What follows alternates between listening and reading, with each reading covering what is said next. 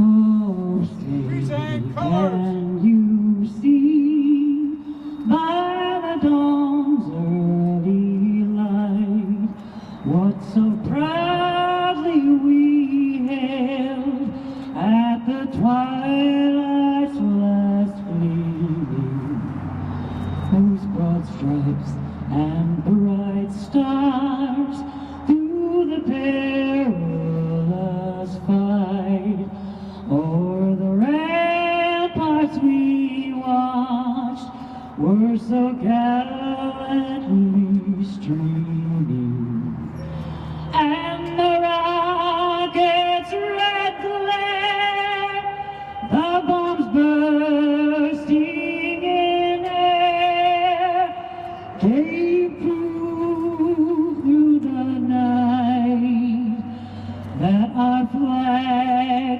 was still there. Oh, say does that star-spangled banner yet wave o'er the land of the free and the home of the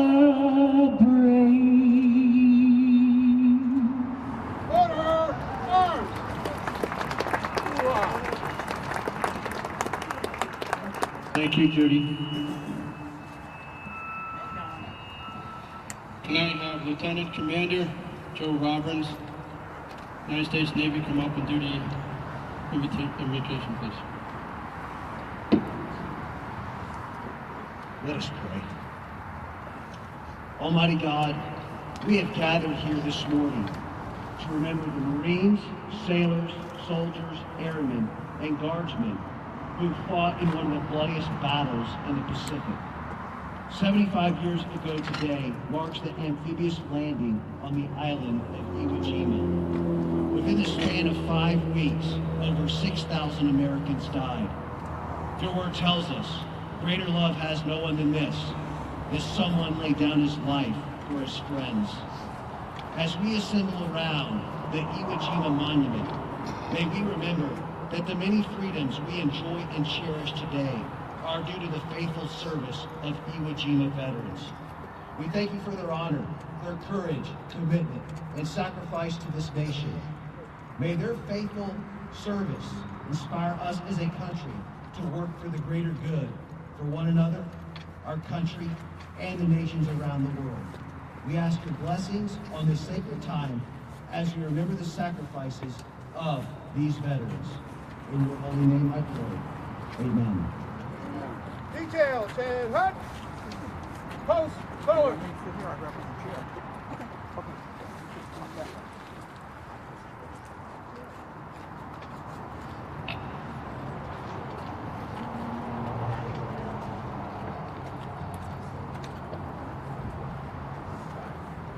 Rifleman, forward, armed. One step forward. One step forward. Right, face. Forward, north.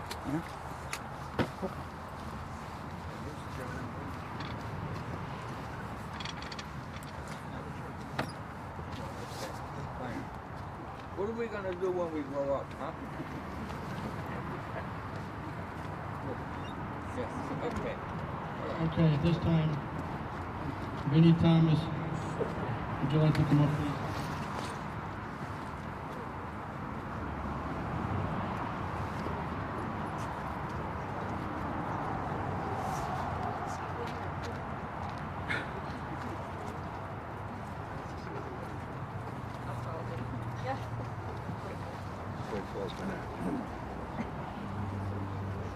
I didn't expect to be called so soon.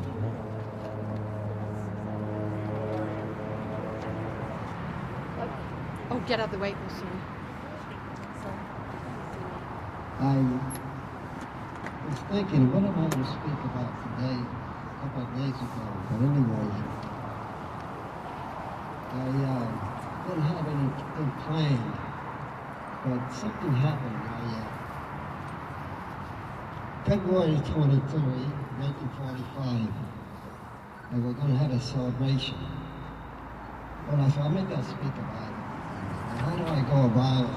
But anyways, I'm not going to speak about evil or anything like that. I'm going to tell you, the American public and the people today, an eyewitness account of February 23rd, 1945, that fell on a Friday, 75 years ago, when the invasion started. February 23rd, at that time, was on a Friday morning. Today, it falls on a Sunday, but 75 years ago, it was on a Friday. I became acquainted with an eyewitness of the raising of the flag. There's a lot of controversy today, but I'm going to tell you the true story. The fellow that, the eyewitness, the fellow who was in charge of his squad that went up the mountain. I'll start from the beginning. He wrote me a letter. His name is David Severance. He retired as a colonel from the United States Marine Corps. But on Iwo, he was a captain. He wrote me a letter on August the 5th, 2011. And I'm going to read you the letter he wrote to me, and then I will read to you the letter that he wrote to the Marine Corps eyewitnessing of the flag waving on Iwo.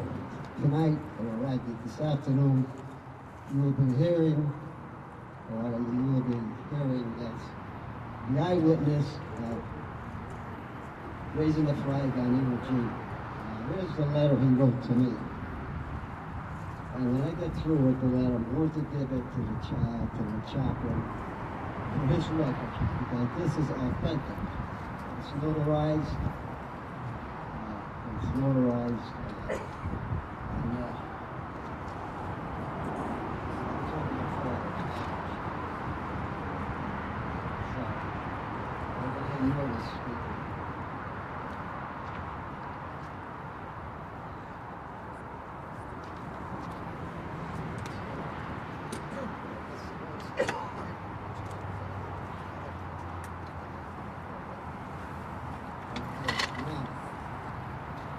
Can you hear me?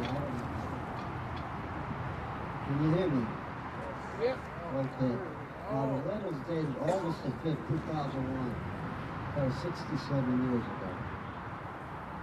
2011. It says, Dear Vince, it is unfortunate that some of our members do not know the true story of the Iwo Jima flags on Surabachi. But then, in 67 years, the Marine Corps has not accepted what really happened. In talking to Dr. Niemeyer, Director of History of the Marine Corps, he flat out admits the Marine Corps provides flag inquiries with information from 3 sources. All 3 are fraught with errors.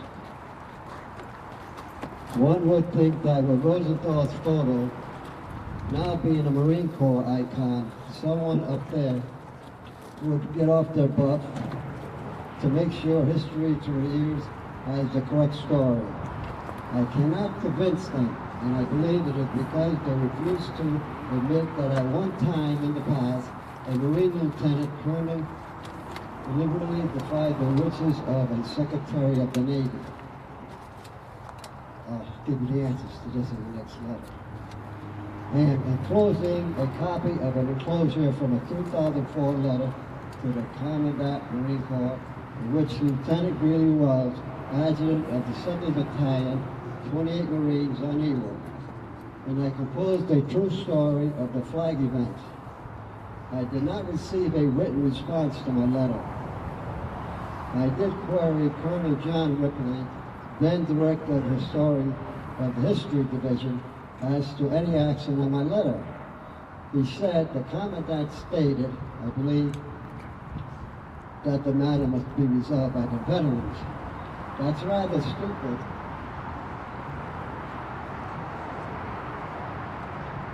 Is as much as 2 veterans were submitting the document, and 2 were probably the only 2 officers who are survivors of the 2nd Battalion, 28th Marine Staff. Should you publish the story I have enclosed, it might curtail the stories you received who state the 2nd flag was raised because the 1st flag was too small. Perhaps it is a result of the Marine Corps' slow response to flag inquiries.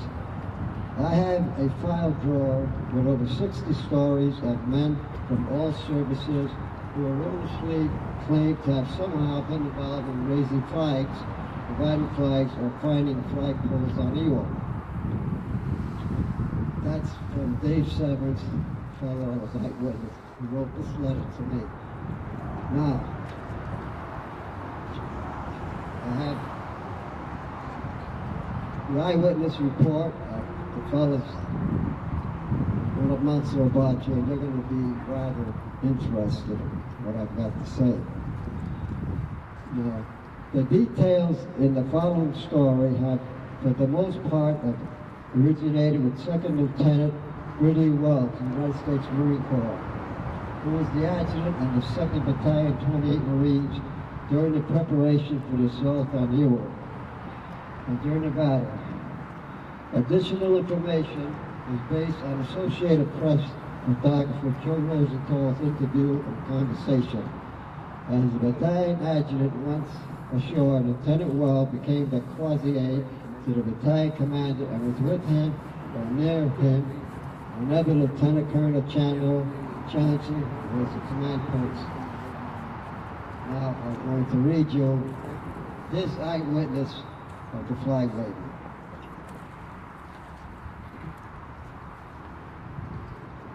Now, this is before the Marines landed on the island. Sometime near the latter part of November 1944, members of the staff and company commanders of the 2nd Battalion, 28 Marines met in the battalion war room to be briefed on their upcoming combat mission. In the center of the room was a sand table, model of the island of Iwo Jima, scaled on the basis of about 1 foot equal to 1 mile on the island.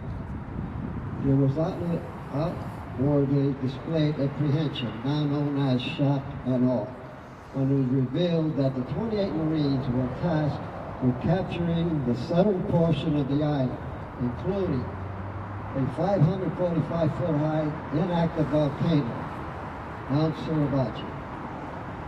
There were some rather bravado remarks made, one of which the first unit to the top should receive some type of reward. One such prize mentioned was champagne. I recall thinking there would not be a requirement for a large quantity of the beverage for the few who might make it to the top.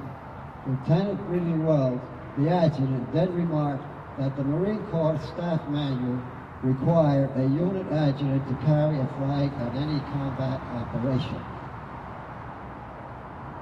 Interesting to know about that. Really suggested that the first one to reach the summit of the volcano could raise the flag. All seemed to agree, and there was no more talk of rewards. The next time I heard the flag mentioned was on the 23rd of February, 1945, after the 28th Marines had captured the base of the volcano.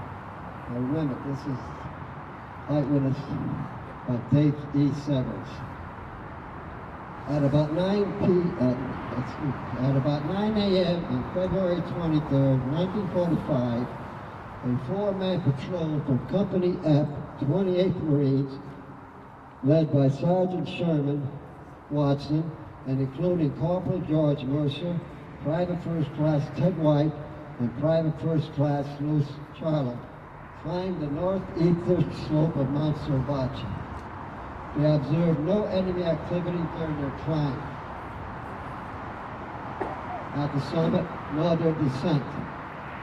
As the four-man patrol descended, Lieutenant Colonel Johnson ordered me, that's the working story, to provide him with a platoon to be led by my executive officer, First Lieutenant H. George Schreiber. So it's telling you that he sent up a four-man patrol to see if the coast was clear. And they went up, and they came down. Nothing.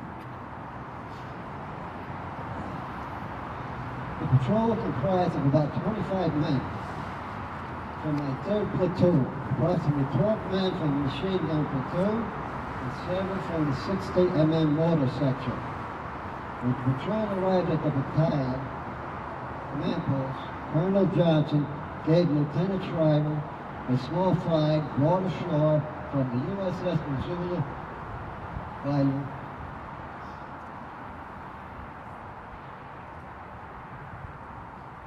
Lieutenant Rupert, and told him that if the patrol was able to reach the summit, he was to raise the flag. The patrol encountered no resistance, and at 10:20 a.m., tied the small flag to a piece of pipe located by Corporal Leader and Private First Class Leo Rosa. Later on, Leo Rosa was killed. The 6 Marines who raised the flag were First Lieutenant George Schreier, Platoon Sergeant Ernest Thomas, Sergeant Henry Hansen, Corporal Charles Lindbergh, Private First Class Louis Charlo, Company F, and Private James Michaels. The Leatherneck magazine photographer, Sergeant Lou Laurie, was on hand to photograph the action. Unfortunately, he was out of film and had to photograph the scene after the flag had been raised. In doing so, he rearranged the position of several members, thus taking a photo that was in effect posed. The first one was posed. Almost immediately after the flag was raised, 3 or 4 enemy soldiers rushed out of their caves, firing rifles and throwing grenades. One was a Japanese officer waving a broken sword. The enemy soldiers were quickly cut down by the patrol members. Photographer Lowry, while dodging a grenade explosion, jumped down the slope of the volcano, sliding 15 to 20 feet. His camera was broken, but his exposed film was not harmed. Word has been passed throughout the command that a patrol was climbing Mount Sorbachi and would raise a flag. As the flag was raised, the troops on the island cheered, and the ships offshore blew their horns and sirens. The event gave a boost to the morale of the troops in the midst of a grim battle. Now comes the punchline. Soon after the first flag was raised, Colonel Johnson heard that the Secretary of the Navy, James Forrestal, who together with Lieutenant General H.M. Smith had just landed on the beach, had expressed a desire to have the small flag as a memento on his visit to Iwo. Interesting. Colonel Johnson responded by explaining, "Hell no. Hell no. He can't have our flag. We put it up there and we're going to keep it." He then sent Second Lieutenant Albert Tuttle to the beach area to find another flag. He planned to use it to replace the original flag. Thus, he would be able to save the first flag as a battalion souvenir. Lieutenant Tuttle told me in later years that as he was leaving the command post, the colonel called out to him, "See if you can get a larger flag." Lieutenant Tuttle obtained a large summer flag from an LST 779. I received an order to provide a detailed to string telephone wires to Sorbachi Patrol, and Vincent Michael Strank, Corporal Howard Block, Private First Class Ira Hayes, and Private First Class Franklin Susley to the battalion command post. Company E runner, Private First Class Rudy Grenade, has been sent by Lieutenant Wells to secure fresh radio batteries for Schreiber's patrol. And Gagnon joined Sergeant Strank's detail for the ascent. As they're about to depart, Colonel Johnson handed Gagnon the ceremonial flag, and then told Sergeant Strank to have Lieutenant Schreiber replace the small flag and send it down to him. Quite interesting. First hand, charge of the unit, patrol, went up there, and this is the story. Climbing the volcano at about the same time as Strank's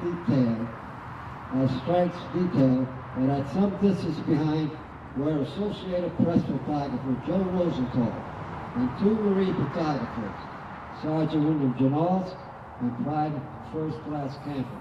You notice that anything he reports, he mentions names, so you know it's accurate. Dave Sevens.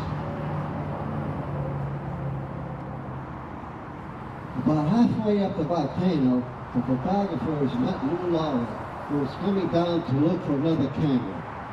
Laurie told the group that he had already photographed the flag being raised, but there was a terrific view to be seen if they continued to the top. The three photographers talked among themselves and decided to continue their climb. As they reached the summit, they saw a group of Marines attaching a large flag to a second pipe, located by Private First Class Ira Hayes and Private First Class Frank Susley, and were told that the small flag was to be replaced and kept as a souvenir. Rosenthal and General Janals backed away to a position about 30 feet from the flagpole side and prepared to confirm the large flag being raised.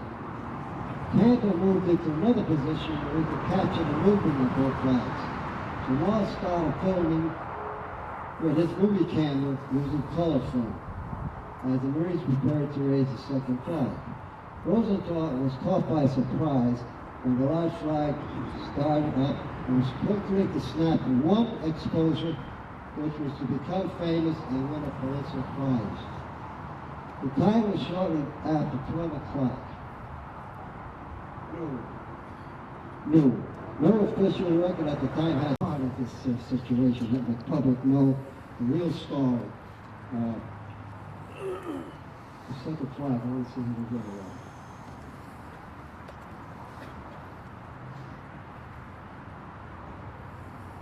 Oh, the second flag was by the pipe was found by Frank Susley and Ira Hayes.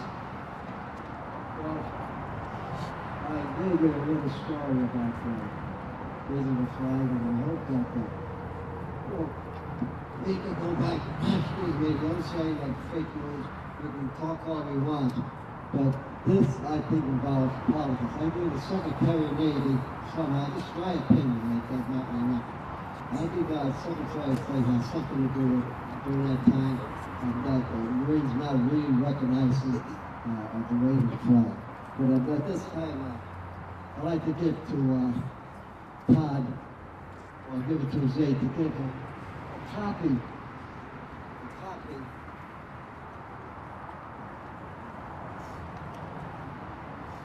of the letter from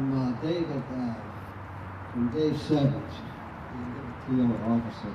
And that ends my speaking today. I thank you for your patience, and I hope you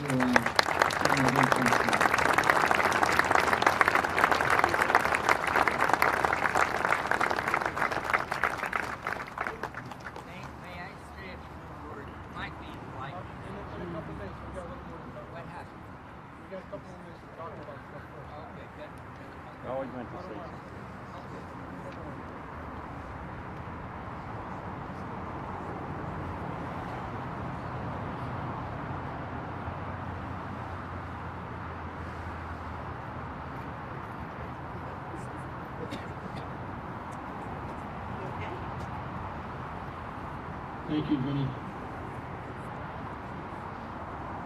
I'm going to talk just a little bit. I'm going to keep it very short because I'm going to talk about more history of this park later. You know, everybody, I wasn't here 25 years ago when they dedicated this park. From what I saw, the pictures, there was thousands of people here. And of course, we had many more Iwo Jima survivors. We did have 2 more World War II vets come in while Vinny was talking. Peter Slingel, he just graduated from Towson University, actually. He's 97 years old. World War II veteran. And Nicholas DeRay, he was in the Navy, Iwo Jima, 99. Thank you all for your service. You know, I just want to point out, we tried to do this event so the survivors of World War II vets would be very proud of us to help them. And we added a lot of little details here that probably people won't recognize unless I point them out. For instance, when the Marine Corps came up to post the colors, they used an American flag that the survivors used for many, many years. It's a 48-star flag. That's the one they carried in parades and they used for their banquets. The small podium that we're using is on a World War II field table. We just thought it'd be more appropriate to add as much into World War II here today as we could. And when we ring the bell later, we'll unveil it, but we found the actual bell they used 25 years ago here.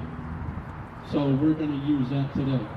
And of course, we're going to unveil a big flag later. It's a 48-star flag. It's 25 feet by 11 feet. It came from Stan Dombrowski, Iwo Jima survivor, corpsman on Iwo Jima. As far as I can figure, they probably used it in parades. That is a 48-star, and it is over 75 years old. So this whole day's event, we're trying to keep right to that theme of World War II. Try to pay tribute to these survivors. The monument, a lot of people know about it, a lot of people don't. The monument was built by Iwo Jima survivors. They raised all the money to build this. They went out and they got donations. They sold stuff in front of stores. They probably raised money for close to 10 years. They raised somewhere around $300,000 to build this park. And when we say they built it, everybody's invited later to go to the lunch at the firehouse. We have actual photos of them working the property. They did the bulldozers, the backhoes, they cut the trees, they cleared all the brush, they designed this. In the base of the monument has sand from Iwo Jima. This monument's not a duplicate to the one in DC, which is a Marine Memorial. This one's in Iwo Jima. It pays tribute to all the branches who fought and died on Iwo Jima. When they found the sculpture house down in New York to build this memorial, they brought their uniforms, their rifles, their helmets down there so the guy could go from the photo and actual real uniforms from that period of time laid on their models, so it's more authentic, we think, more detail. And the rocks around the feet of the men, we did a lot of research and we have documentation that these might be the only rocks ever allowed to leave the island, and they came right from the site of the first and second flag raisings on Mount Suribachi. So, you know, this is really kind of a special monument. It's the only one ever built by survivors anywhere, and it just runs on volunteers and donations. But, you know, I'm proud to be here with these guys today and help them out.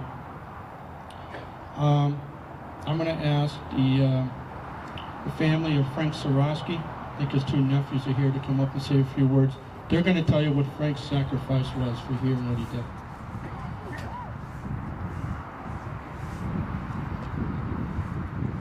Thanks for coming. Thanks to our veterans and all our guests today. I'm really under the weather, so you gotta excuse me. I'm Frank Sarosky's nephew. Frank's the survivors. Frank was a staff sergeant in the U.S. Army. He was a photographer attached to the 5th Marine Division. And in the last few years of his life, he dedicated lots of time and efforts in getting a monument built. Even the rocks that came from Lance. Frank's a very kind, generous man. He donated a lot of that to a lot of organizations. Just to name a few: Kiwanis Club in Newington, BFW, American Legion. He was a constable for the city. Unfortunately, our Lord took his life 1894 right here on the site. We were about to see them all. And also, at this time, I'd like to thank the survivors and Young Roy for donating the park bench. The name of my uncle is right underneath the tree over here for everybody's viewing. Also, my uncle donated a replica statue of the monument. It sits up at the state capitol in the hallway between the capitol and House of Representatives. And it's about a 1/8 to 1/4 scale bronze. And that's all. Thank you. Thanks for coming.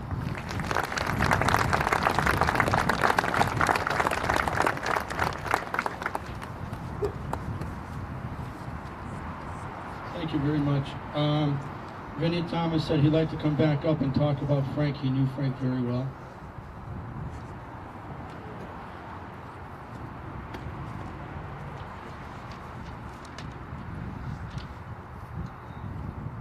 I was going to well, anyway, I was with Frank Zaraski at our Memorial Park site when he was taken from us.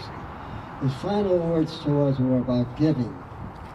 At 7:30 a.m. that morning, he asked about the wood chips we would have after removing the brush from the monument site. That if it was not already called for, he knew a local club that needed the wood chips. Then he mentioned that another local club was going to make a contribution to our Memorial Fund. Finally talked about Newington Memorial Day Parade and our participation in it. It was mentioned that our parade marchers were ordering 30 new ties, which were red, so that we would all be in uniform and look sharp at the Newington Day Parade. His reply was, "Send me the bill." A few minutes later, his life ended with a heart attack. And he had a heart attack from helping us build this park. After the battle for Iwo Jima, ever limit South, uncommon value was a common virtue. For Frank Zaraski, we can add, uncommon charity and love for his fellow man was his shining virtue. The family of Frank Zaraski is here today. I would like to have them, I had like them come for you and say a few words. And of course, the program changed a little, so I decided I would speak up that I'm one of the original building of this park. Thank you.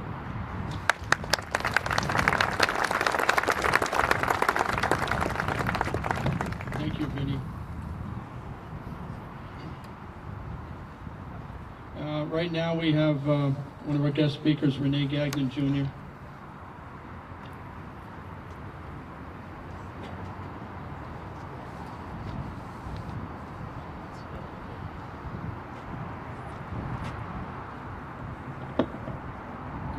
Late morning or early afternoon, everyone. Glad to see everyone here. I think I've seen quite a few of you yesterday, and we had a wonderful celebration. Once again, I'd like to thank Gary and Marianne for putting this event together. And if you turn around and take a look at everybody that's here, this was no easy task, because you've got people from a whole bunch of different walks of life that have shown up here today. I'm impressed to very much see a lot of the survivors from Iwo. But I know my dad ran across at some point on that island. It was a difficult island, difficult battle. The planning said you go in there for 3-4 days, we'll get it wiped out. Tell that to the ships that were bombing the hell out of the island. Never happened. Then they landed. And these people that are sitting here up front today can probably give you a good description, other than for memories that might have plagued them for most of their adult lives. I'm happy to see you here. My only hope is that somewhere down the road we can double or triple this audience to include hopefully a few of the still survivors, but their immediate family. But I'd like to see more youth, more young people that can bring this history to life, that can keep it embellished in our heads, so that what we've gone through, what my father and these other people struggled to give us, our freedom, the right to say what we want, where we live, and how we're going to live it. History could have turned itself around in that battle, but we stood on the right side for everyone. So let's take that memory and share it with everyone we know, family, friends, relatives, and let's not be afraid to stand up and say, God bless America. Thank you very much.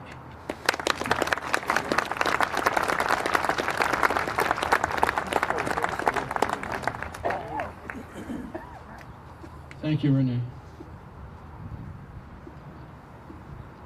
All right, at this time we have another guest speaker, Rear Admiral Todd.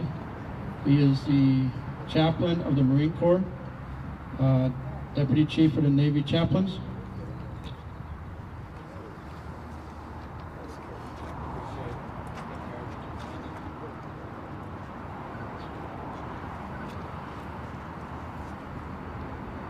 Good morning, everyone. How's everybody doing? You braved the cold weather of the Northeast. What's that about? Feels like Florida. Yeah, it does feel like Florida. So it's truly an honor to be here with you all.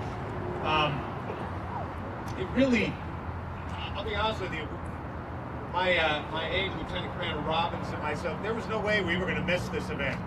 It could have snowed, it could have stormed, we were going to be here because this is the only place where we have a monument to chaplains who served on Iwo Jima. You own that distinction. And since it's been 75 years since the battle, we definitely wanted to be here. I just want to say thank you to all the organizers. Particularly, we're thankful to Gary, Roy, and Marion, just the hard work you guys did. It really, truly is a testimony to the kind of what's best about America. Not necessarily having military connections personally, but as citizens, creating this support for our veterans, this attitude in society that we support our warriors. When we send them off to war, we bring them back and care for them. So thanks, Gary. We just really appreciate it. Just also thank you to the Iwo Jima survivors. Vinny, thank you for your words this morning. We'll definitely take that back to the Commandant, make sure he gets a copy of it. And we appreciate just the legacy of the Marines and sailors who fought on Iwo, one of the bloodiest battles in the Pacific. This very day, 75 years ago, some of the bravest Americans of all time fought the Battle of Iwo Jima. Many of those heroic men were lost in that fight. They gave their lives to defend the freedom of our nation. We never want to forget those sacrifices. We never want to forget that character, that inspiring character that Chester Nimitz talked about among the men who fought on Iwo Jima. Uncommon valor was a common virtue. And what an honor it is to be with those people who who embodied that virtue here today. Please, let's take a moment and give them a hand. Thank you for the survivors.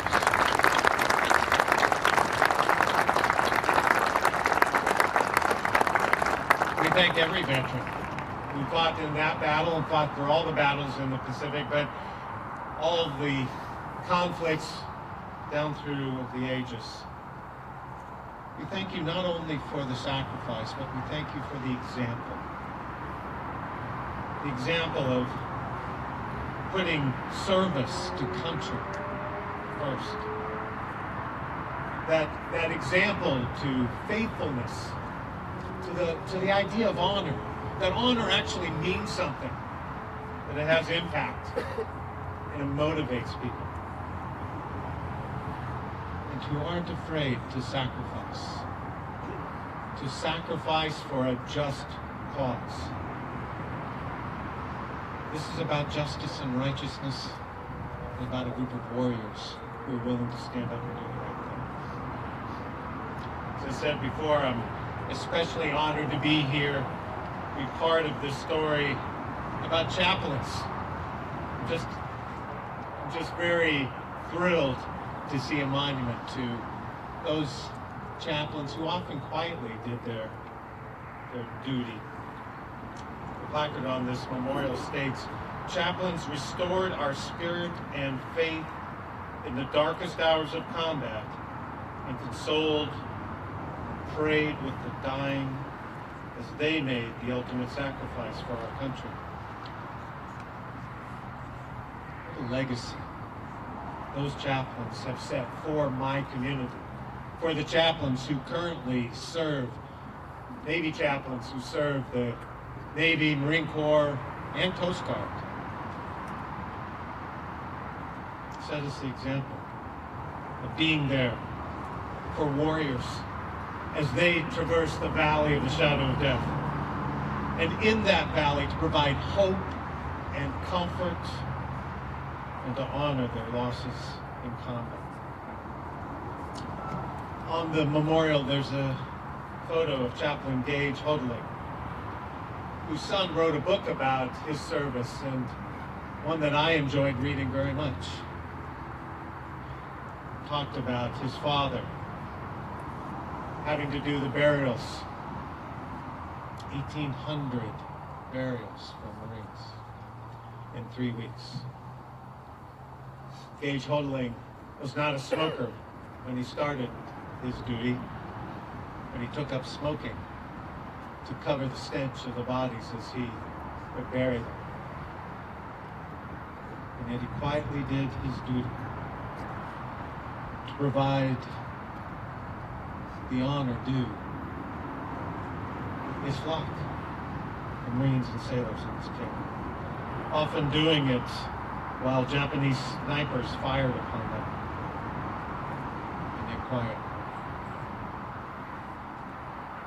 The losses of life incurred on this island were regrettably vital to the war effort at that time.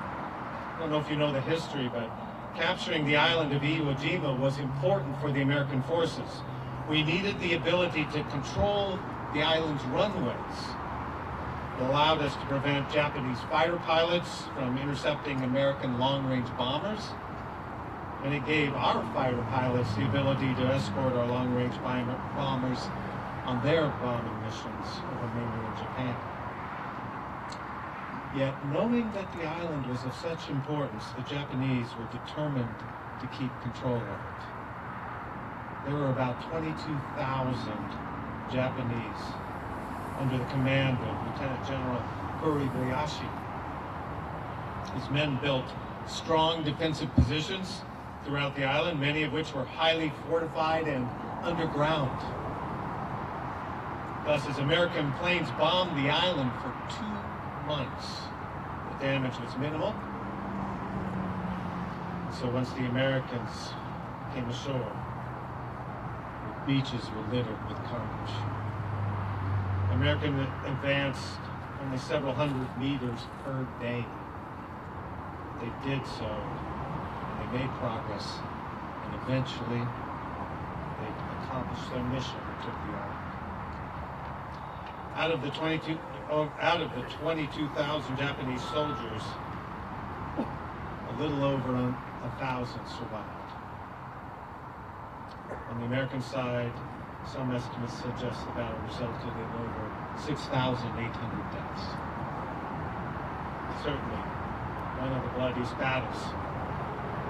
And your community has skin in that game, blood in that fight. Carmen Abate, if I'm saying that right, a Marine artilleryman from New Britain, who served with the 4th Marine Division, landed on Iwo Jima on the 3rd day. We found a quote that he shared his experience. We went in a landing craft and jumped off. We were sitting ducks. There was a mortar attack and no place to hide. I jumped in a hole. That was my first 10 minutes on Iwo. I eventually got out unscathed. 1 out of 3 Marines got hit that first day. I think of Carmine's story and imagine facing his challenges, or any of the brave Marines, sailors on that island. I'm thankful, though, that Navy chaplains and Navy corpsmen were by their side each day, providing pastoral encouragement, and of course, that needed medical care. Chaplain Gittleson, who served on the island, was a rabbi with the 5th Marine Division and was the first Jewish chaplain to serve in the Marine Corps. His sermon is considered one of the most famous sermons delivered during World War II. Rabbi Gittleson said, "Some of us have buried our closest friends here. We saw these men killed before our very eyes. Any one of us might have died in their places. Indeed, some of us are alive and breathing at this very moment only because men who lie here beneath us had the courage and strength to give their lives for ours." To speak in memory of such men as these is not easy. Of them too can be said with utter truth. The world will little note nor long remember what we say here. Of them, they can never forget what they did. In celebrating the valor of these Marines and sailors and Coast Guardsmen on Iwo Jima, one may wonder, what about today? Do we still have such Marines and sailors as their chaplain? I can say yes, we do. That same character of honor, courage, and commitment that was shown on Iwo Jima is epitomed by your sacrifice. It infused into the lifeblood of the Navy and the Marine Corps an ethos that is still alive today. The Marines and sailors who serve today do their best to uphold your legacy. They remember you. Let me say almost every day. And the same heart, the same character, the same valor that you showed on Iwo Jima, they strive to do that today. In places like Afghanistan and Iraq, and wherever their nation calls them to serve. Around Thanksgiving of this year, I was down on Parris Island. Some of you may remember this place. Fondly, I'm sure, right?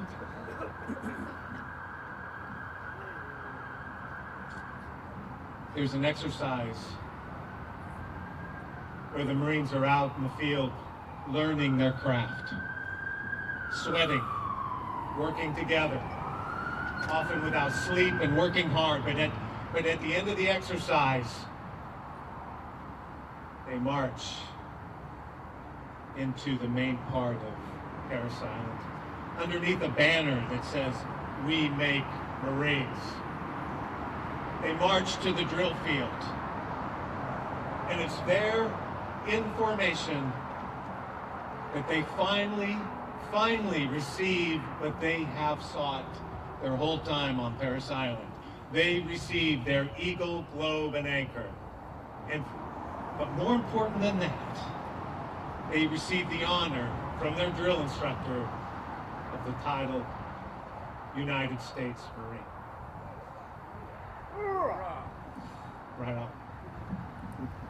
It's at that point when we refer to them now as a Marine. Something that they will never be able to, no one will ever be able to take it away from them. But after they receive their EGA, one of the senior drill instructors calls them into a school circle, and they gather around a statue of the flag raising on Iwo Jima. And their senior drill instructor recounts what you did on Iwo Jima, and infuses into their hearts the same valor that you showed.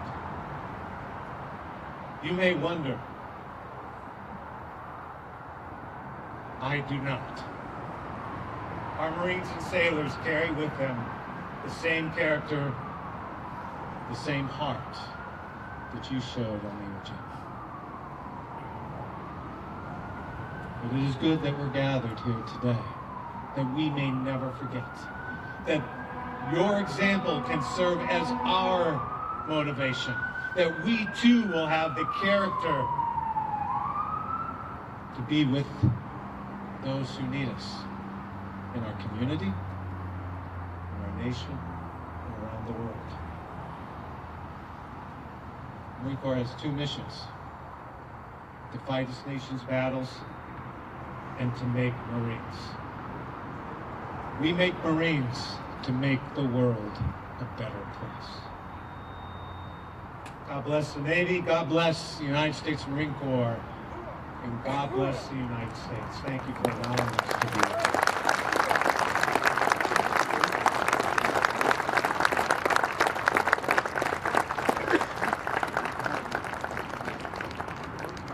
Thank you very much, very, very much.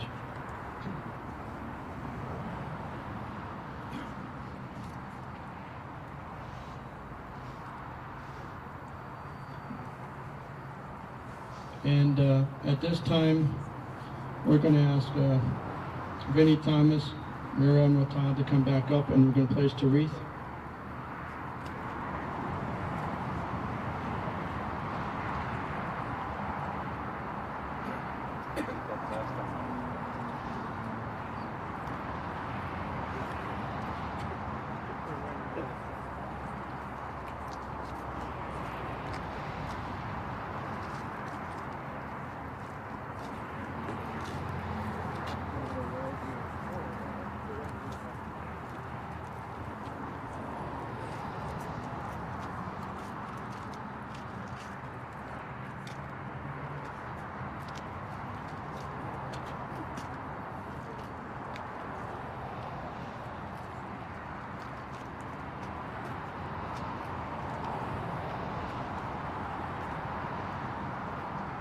Thank you very much.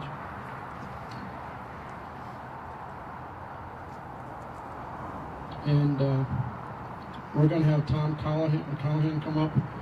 He's going to sing Stars and Stripes over Iwo Jima, the song that he wrote.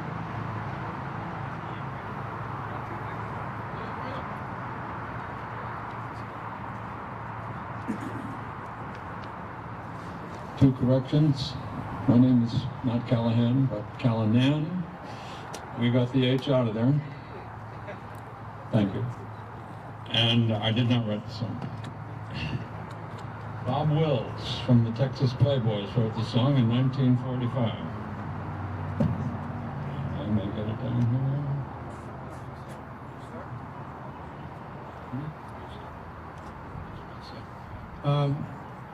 he's going to be singing, this is the time that the 48-star flag is going to be unveiled over there and held. That is a flag that came from Stan Dombrowski. He was a corpsman on Iwo Jima. That's a 48-star flag. It's 25 by 11 feet. As far as we can tell, it's over 75 years old, and I believe the survivors probably used to use it in parades many years ago.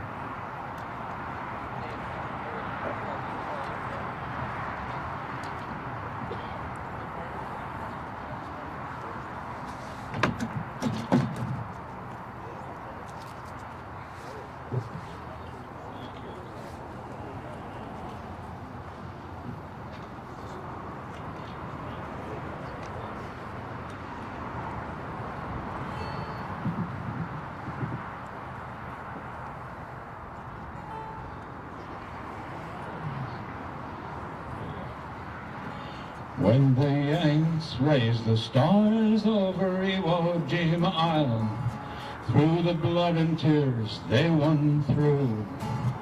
Bless the heart of each Yankee here on Iwo Jima Island, resting neath a blanket of blue.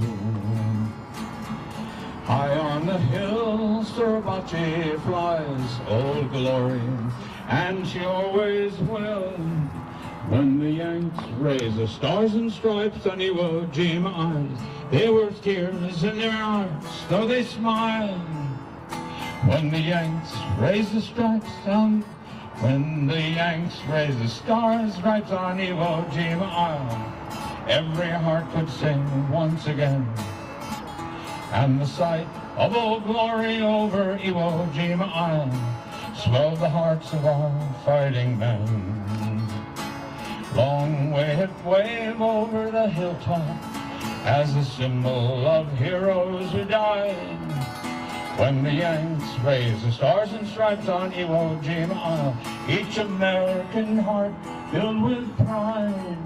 When the Yanks raised the stars and stripes on Iwo Jima Island, through the blood and tears they won through.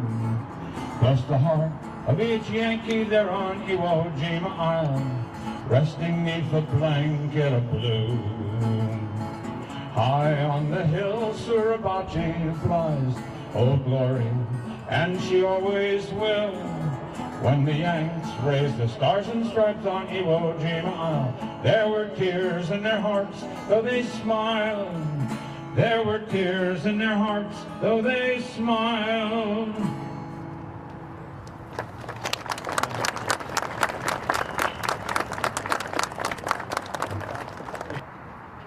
Thank you, Tom. Thank you very much.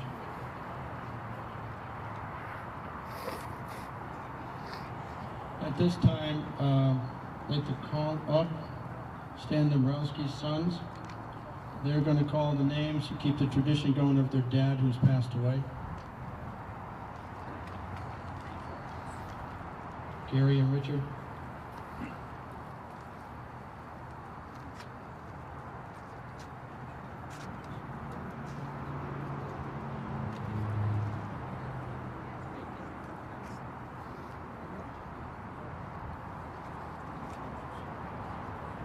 Okay, right now I'm going to announce the 4 individuals we're going to have to ring the bell today. And we're going to break them up. There's 100 men, so each one's going to ring the bell for 25 of them. First one is Bill Berger. He's the son of Iwo Jima survivor who was killed on the island. Bill was only 3 years old when his father died. He came here today from North Carolina to be part of the ceremony. He's going to read it for the first 25. Then we're going to have Wayne Bettler. He's the son of Iwo Jima survivor. He'll call it for the second. Renee Gagnon will call it for the third group. And Mark Loretti, who's the son of an Iwo Jima survivor, will call it for the last 25.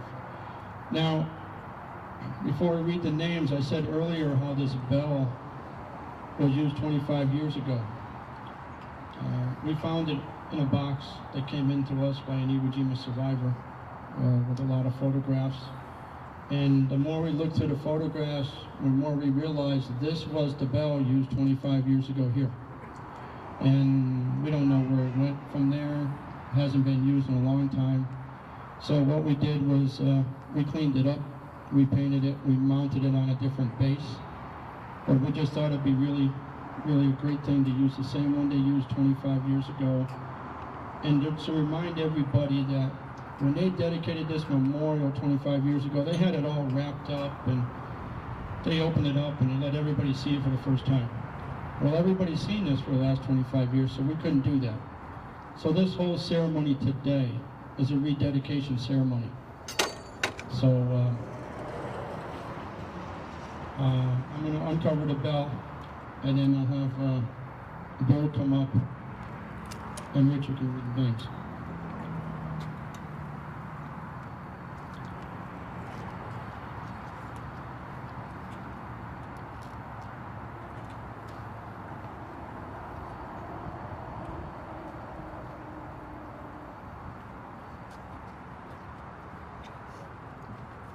I want to thank Gary and Mary Ann for allowing my brother and I the opportunity to carry on a chore that my dad cherished and did for many, many years.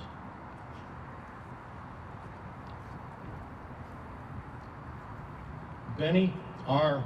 Amarone. Robert C. Armstrong. Roger W. Arsenault. Richard Barello. Louis G.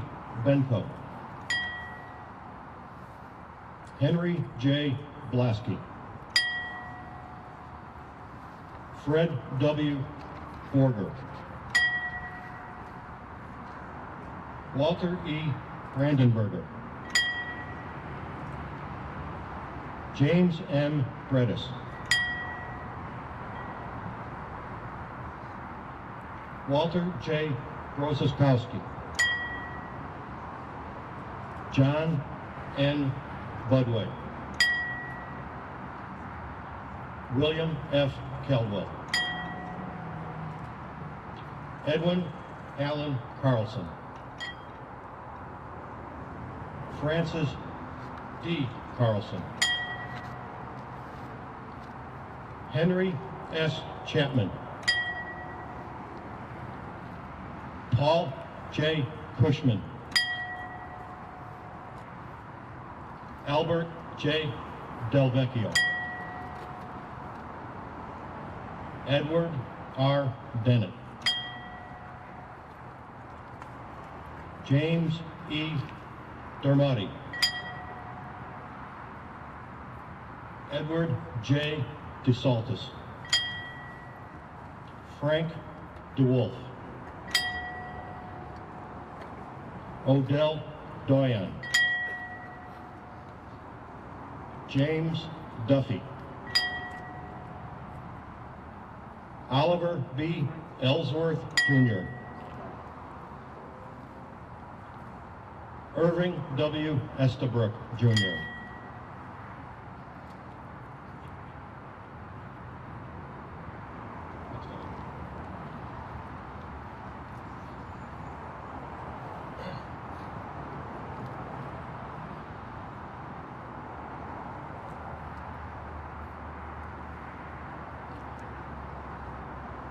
Ernest D.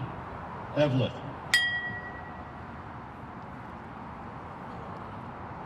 Edward Azapchuk. William E. Fallon. Frank T. Fisco. John S. Gardner. Joseph L. Gerhardt. Robert A. Gear. Frederick D. Gilbert. Ludwig A. Halas. George F. Highland. Edward J. Johnson. Robert E. Krosky, Joseph W. Lindsay, Walter B. Liss, Lauren F. Lane,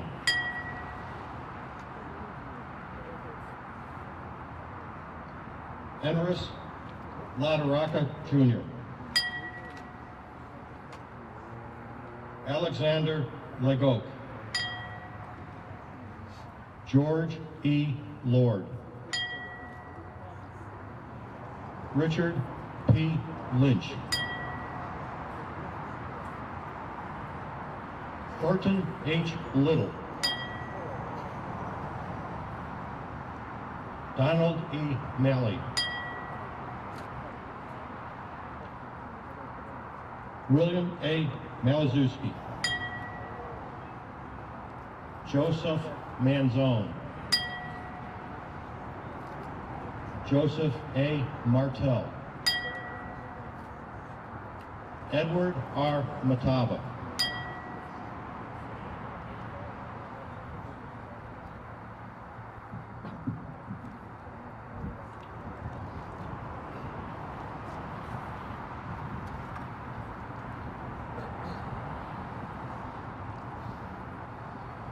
Raymond McAdoo, John R. McLew, Henry Milkowski, Robert R. Moore, Don B. Moreland, John A. Moscow, Vincenzo Marone, Charles L. Nagel, Joseph J. Noe, Stephen R. O'Donovan, Roger W. Olmsted, Frank W. Palumbo, Donald L. Pennington, David Penoof, Stuart L. Phillips, August Porco, Steve Rishik, Joseph C. Riordan, Eugene E. Roberts, Armand Jane Robidoux, Charles B. Rossi, George Roth Jr., Robert A. Rotuno, Frank Senek, Victor J. Sco,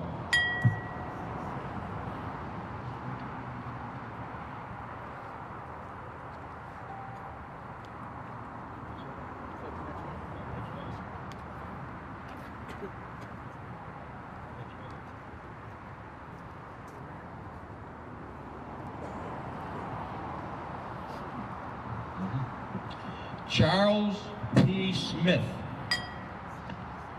Walter Sokol, Aldo Soricelli, Frank Souza Jr., Ed F. Sparkowski, Walter Stankovich, William R. Solzenberg, Henry F. Suleski, Edward M. Thiroux, Raymond D. Thompson, Marvin D. Tinker, Henry A. Tyler Jr., Richard H. Vongegli, Edward H. Voorhees Jr., Carl N. Watchett, William J. White, Herbert A. Wildman Jr., Richard J. Wilkinson Jr., David P. Winspoor, John E. Winsler, Harold C. Worcester, John J. Yangpuko, James Yurna, Thomas A. Young, John B. Zvach,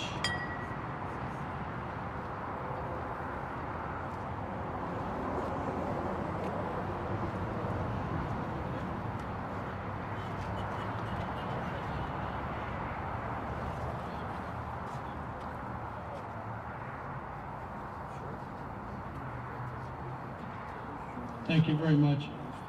At this time, squadron leader, fire the ceremonial service, please.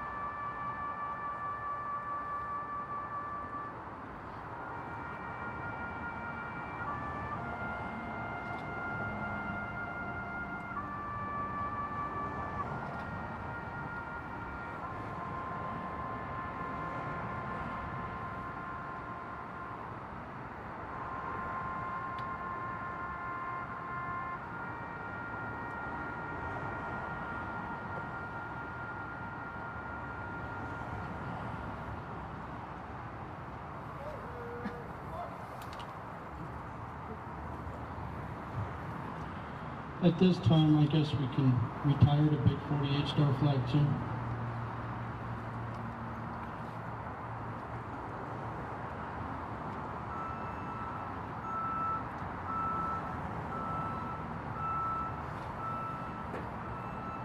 And we're going to have a moment of silence for our Iwo Jima survivors who aren't with us, the 6,821 who didn't come back, and all of our war. Sacrifice for a greater cause.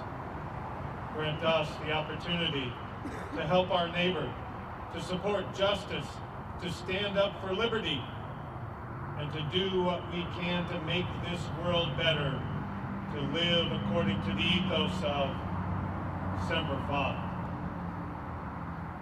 And finally, for those who still stand the watch for our nation, who are even now deployed, underway, or in harm's way, grant your protection over them. Surround them with your angels that, having done their duty, they may return to faithful loved ones waiting for them at home. Fill them with your wisdom and insight that, whether in war or peace, our warriors may serve with honor. And now may the Lord bless us and keep us. May the Lord make his face shine on us and be gracious unto us. May the Lord lift up his countenance upon us and give us his peace. Amen.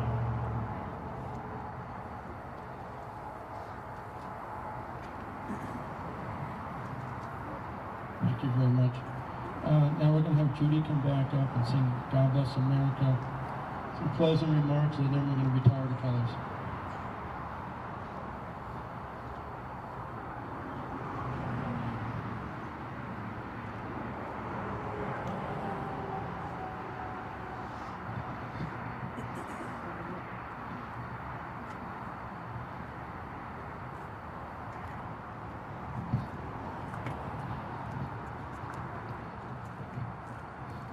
God bless America, land that I love.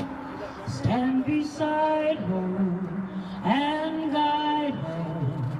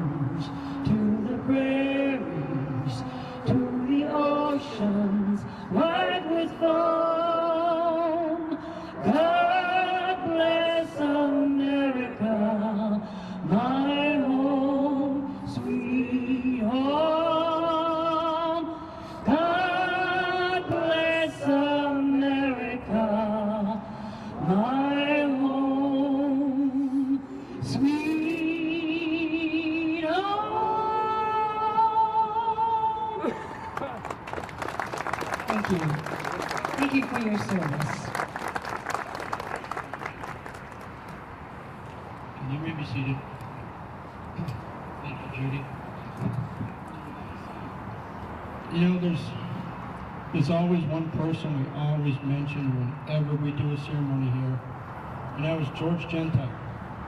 And many of you must remember him. George Gentile was the Iwo Jima survivor who started the Survivors Organization here in Connecticut. And thanks to his leadership and the hard work of these survivors, this monument was built. So we got to thank George for. And George passed away in 2003, but we always got to mention him. He's a big part of this park. He always will be.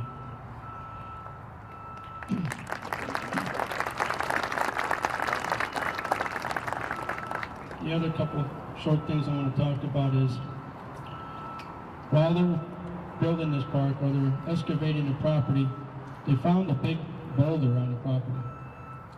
And the first guy who found it says, "Look at this." He called all the guys over. This rock was in the shape of the island of Iwo Jima.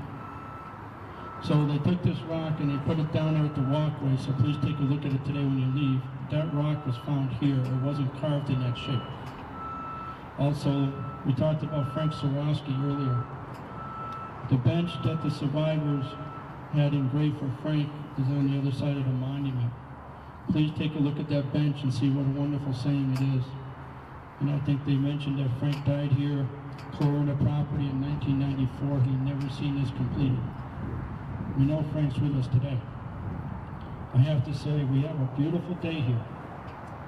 And I think it's because of our Iwo Jima survivors we lost. The 6,821 has given us the opportunity to gather. They're giving us their stamp of approval by making it such a beautiful day to be here.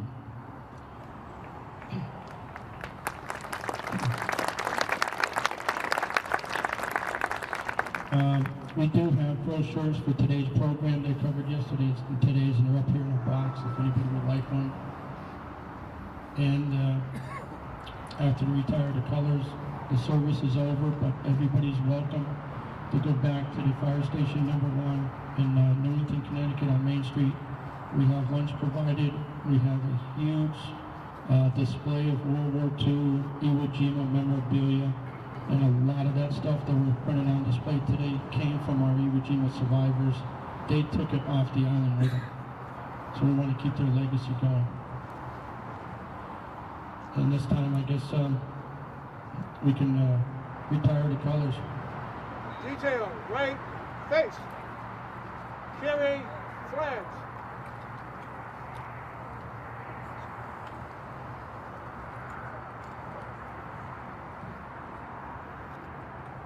One step forward. Right face. Forward, march.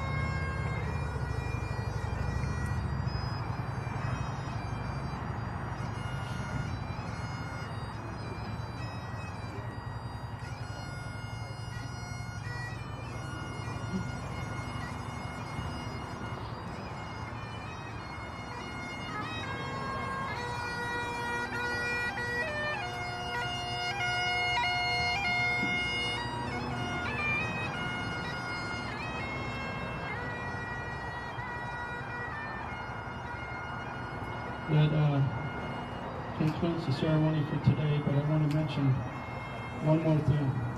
The monuments behind me here, the small ones, chaplains and the corpsmen.